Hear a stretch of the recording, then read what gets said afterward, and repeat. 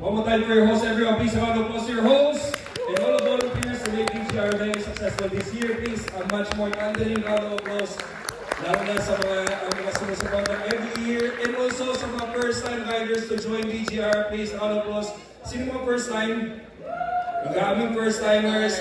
Ako, first-time Comedy Manila to be part of this. So it's very nice na kasama kami. And I can tell everyone na nag-enjoy kami at masaya yung event. Because kung first time, minsan mga first time, hindi masaya eh. Alam naman natin yan. Naalala ko yung first time nakita ko ng dede ng matanda. By accident! By accident! Please do not judge me. Commuter kasi ako. So diyan ka makaka-experience sa mga ganyan. I have to share this story, no? Pag nasa bus ka kasi puno, so ang nangyari sa akin, nakita ko ng dede ng matanda. Kasi puno yung bus. So nakatayo ako sa gitna, tapos may naramdaman ako na humampas dito sa hita ko. So sakto, paglingon kong gano'n, paabot yung matanda ng payo niya.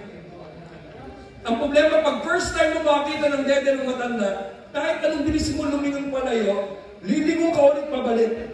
Sabihin mo, ano yun? Belt bag ba yan? Ang masakit sa experience na yun, mas nauna naabot ng dede yung payong. Commuter, may mga commuters ba dito, guys? Round of applause sa mga nagko-commute. Please, ako nagko-commute talaga ako. Gusto ko talaga bus. Bus is my favorite means of transportation kasi meron siyang TV. Di ba, nakakaaliw pag traffic. Minsan sobrang traffic, 10 beses namin napunod yung Harry Potter. Harry Potter 1 lang paulit-ulit. Pag 10 na beses, may magic na yung katabi ko eh. Sabi niya, Brad, may magic na ako, pilit ka, bibilang ko ito, may magic. Pumilit ako, may pamulat ko, wala na yung kilos ko. Asa naman siya, magic! Sabi ng mga hari. Naisaan mo na naman ako. Ang problema, pag ang binababaan mo sa bus, pag ang binababaan mo, yung kanto or street name ay putas, palaging may nagjo-joke sa loob ng bus. Bumaba ako palagi sa kamyas. So every time na magtaan yung konduktor, ilang kayo? Isang kamyas, tapos may mag-joke, saka isang asin. Nakakatawa siya kung first time mo siya marinig, pero kung araw-araw mo siya araw-araw bumaba ng kamyas, nakakapikon na siya eh. Nakakapikon siya sa, oo, asin, tapos na ka. Pang-walo ka na nagsabi today. Ang maganda pag sa bus, pag yung alam mong may bold yung pelikula na pinapanood. Diba? Minsan yung mga action movies may sex scene yan sa gitna eh. Tapos ikaw alam mo meron, tapos inaabangan mo lang yung magiging reaksyon ng mga matatandang nanonood. Inaabangan ko yan, pag Jean-Claude Van Damme na pelikula may sex yan sa gitna eh. Eh minsan hindi alam ng konduktor, pero play niya lang yan. Tapos inaabangan mo ngayon, mucha yaki ka lola, nagdadasal ka pa. Alam ko yung katabi ko, alam din yung may gold yung pelikula kasi pareho na kami nagpasa kamyas. Ang sayahan mo ba ng perfume, pucha worth it tayo. Pero sa mga riders dito, talaga ako mag-commute, mag-aangkas ako eh, kasi yun ang pinakamabilis to go to where I want to go. Ang problema lang sa angkas, pag traffic, tapos nag-uusap na yung mga angkas riders sa traffic, tapos sobrang close na nila, nagtatawanan na sila. Medyo nakaka-pressure kasi nagtitinginan kami ng pasahero ng kabila. Mag-uusap na rin ba tayo? Anong pwede natin pag-usapan? Mabaho din helmet mo? Sa pag-commute naman, dahil kakatapos ng eleksyon, lahat opinionated, minsan gusto mo nang i-shut up yung mga taong masyadong politika yung pinag-uusapan. Diba? So ang ginagawa ko, para makastop ako ng mga taong opinionated, sumasakay ako ng grab car, tapos kinukuha ko yung silent ride. Tapos pagpasok ko ng silent ride ng grab, kuha rin may kakausapin ako sa telepono. Oh, dapat talaga yung si Duterte, kinukulong yan eh. Tapos titinong ko yung mukha ng driver. Hindi siya makapagsalita. Kasi silent mode. In-endorse si Pacman sa kasi Avalos. Isang torture. Ano ba yung problema na sa Pilipinas, no? As much as we want to ease traffic, talagang wala eh, talagang traffic. Minsan nag-give up na talaga yung Pilipinas, nilagay na lang nila sa EDSA electronic billboard. Tapos, sasabihin ng traffic advisory, tapos may inspirational phrase, Bible phrase. Minsan nabasa ko yung isang phrase, parang hindi siya inspirational kasi after ng traffic advisory, sinabi din sa billboard, kaya ko po ng walang droga. Ganun na traffic. Kaya kung sabihin sa sarili mo, pag nagdadrive ka, traffic sa Ortigas, pero kaya ko to ng walang droga. Paano siya naging inspirational? Pwede mo ba sabihin sa boss mo yun, boss, kaya ko to ng walang droga? Dapat lang. Itong security guard. Pero as a commuter, ako nasa Catholic, saan ang susunod na santo natin? Commuter. Kasi mas maraming nakaka-relate. Ito po walang biro, kung commuter ka, ito yung pinakamahirap pag magtatrabaho ka, 8 o'clock ang trabaho mo. You have to be awake by 4 a.m. para na makaabot ng opisina mo ng 7. Kaya sana may santo na commuter. Yung rebulto niya nakaganito. Namatayan, nakatayo sa Ed sa carousel. Nasa bulsa mo palagi yung rebulto niya, di ba? Nag-set ka, Lord, please, sana, kasya ka sa jeep, kasya ka sa jeep. Alam mo, kasya ka sa kaliwa, thank you. Sa mga babaeng commuter, kailangan niya yung santo na commuter. Makukommute ka, kung sana walang mga labas ng titi sa bus.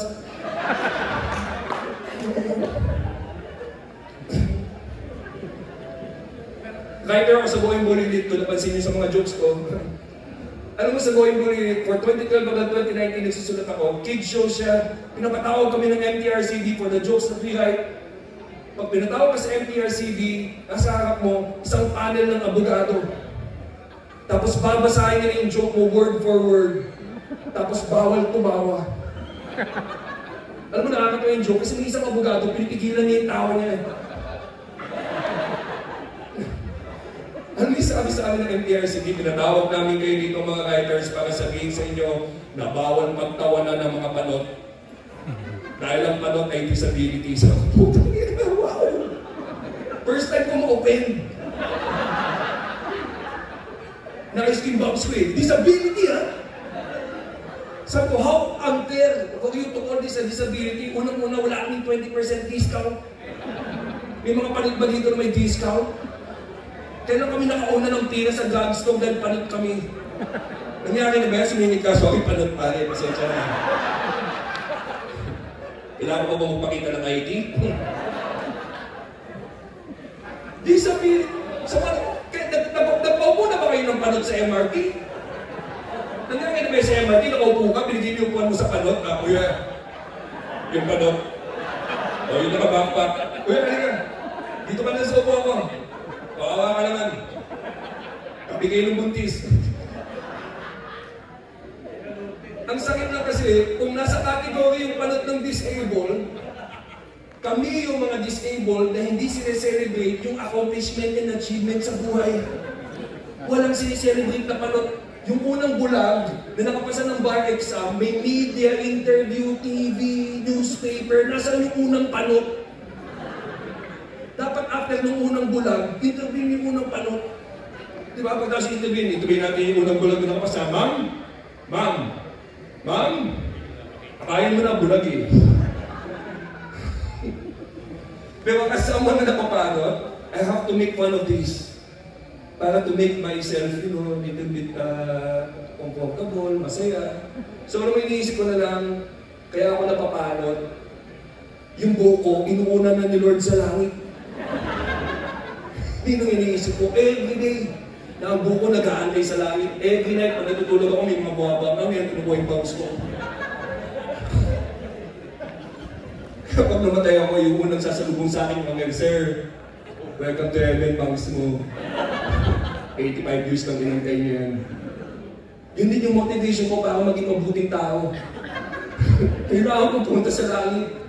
Kung maging masamang tao ako, ano na lang sabihin sa akin ng demonyo? Pinamukit ako yung buko yun, no? Palado! Sama-sama kayo mga panot! Meron ba mga riders mo Batangas? Para naman, meron. Did you ride ng Batangas o Manila base na kayo? Where in Batangas? Santo Tomas. Kung talaga ng motor ka from Santo Tomas? Oh, nice. How about you, sir? Batangas City? Batangas Street. Alam mo kasama. Kakataon ko na to. here's the thing, you don't want to see someone from the same province as you. Totoo yan, hirap. Kasi when you see someone from the same province, it starts out nice, but then it becomes a battle of who knows your place better. Always with a Filipino. Pero saan ka? Batangas? Saan sa Batangas? San Pascual? San Pascual! Yung may simbahan? Oo! Ang simbahan hindi ka patatindahan? Yun yan! Yung tindera ng tindahan ay babae 68 years old na, pero ang dibdib na ni pang 18. Siyang siya. Ang babae na naging teacher ko ng high school, naging teacher kong babae ng high school, naging teacher kong babae ng high school, tanda-tanda ako pa. Inabot sa akin ng test paper, sabi, good job, mo, nakita kong dibdib. Ito sabi ko, good job din. Sa inyo kasi Santo Tomas sa may beach, ilog, wala. Meron ilog. Ako'y naiingit ako sa amin sa Pascual ilog din. Ako'y naiingit sa mga taga-Batangas na may beach. Dahil nung apel ko, pag naliligo sa ilog, pag ako may tayo sa balikat. Sabi ko, Uncle, may tayo sa balikat, balik sa ilog. Bumalik sa ilog, pag ako, dalawa ng tayo. Kakaawa. Mas gusto ko sa probinsya kung ako'y papipiliin, mas gusto ko sa probinsya dahil sa probinsya wala gaanong kriminal, walang tambay. Grabe din sa Maynila. Dito lang ako nakita ng matabang snatcher. Nakakita ka naman naman matabang snatcher? Nakakatakot, nakakaawa. Doon lang ako nakakita ng taong nag-give up halfway dun sa ginagawa niya. Pagkuha ng cellphone niya, hindi ko kaya. Sorry ka na, walang tumakbo. Ang tiyan lang yan, yung stairs niya, yung papatay sa akin. Pinuligat ko na sa tiyan. Pengin nila akong 20. Gusto ko yung mga event na ganito, DGR, mga ganito, dahil masaya. Ang huling event na napuntahan ko ay bachelor's party. Ay, ako mawain. Kung hindi mo naala ko ano nangyari sa bachelor's party, may babae lalabas sa cake. Tapos magsasayaw. Ako'y ako mawa dun sa babae. Dahil lumabas sa cake, braso doon Mercedes. Pakaba yung cake, yung babae lumabas, pagapang. Nakakawa, sabi na mas lalabas ng babae, 30 minutes na wala pa. Paglabas ng babae, pagod na pagod, sabi, totoo, cake ninyo daming layers. Saka hindi naglalagay ng mali sa braso ng Mercedes. Pinaghapang niyo ako, sulat ang sino ko. Dalawa kami, namatay yung isa. Yung nakakatakot nga talaga mag-commute. Ito ang sasabihin ko sa inyo, ang pinakamahirap ay pag na-hold up ka sa jeep. Dahil tahimik lahat sa jeep, tapos bilang may sisigaw, hold up ko! Pumutsak! Isa lang nasa utak ng Pilipino pag may sumigaw ng hold up sa jeep. Takbo. Ito lang nasa utak niyan. Mag-a-apply na naman ako ng SSSIT. Haba ng pila. Kakapalaminate ko lang ng PhilHealth ka. Pag yung katabi mo sa jeep kung ganyan, ID nasa utak nun. Galit na galit. Ba't pa naging nasa ulit yung SSSIT na yan? Tapos sumigaw ulit yung hold up, mas malakas. Hold up to! Pag ganun, siya'y natake sa puso yung katabi ko, patay. Alam namin namatay kasi tumahay sa puwet. Alam namin tumahay kasi kinukuha ng hold upper yung wallet, sabi ng hold upper, mitay! Hawak yung baril sa kaliwa, tapos yung tatlong daliri niya sa kanan, mitay. Lalo siya nag-aalit sa akin, sabi niya, huwag ka kayo magbibigay ng coins! Tapos iniisa-isa niya lahat. Tapos sa dulo may lasing. Sabi niya sa lasing, hold up to, sabi niya lasing, pass. Pass ako dyan. Tapos nilaktawan. Gulat kami, pwede mo naman pass. Ako muna eh. Tapos sa kabilang room, merong parang may nilagay sa bibig.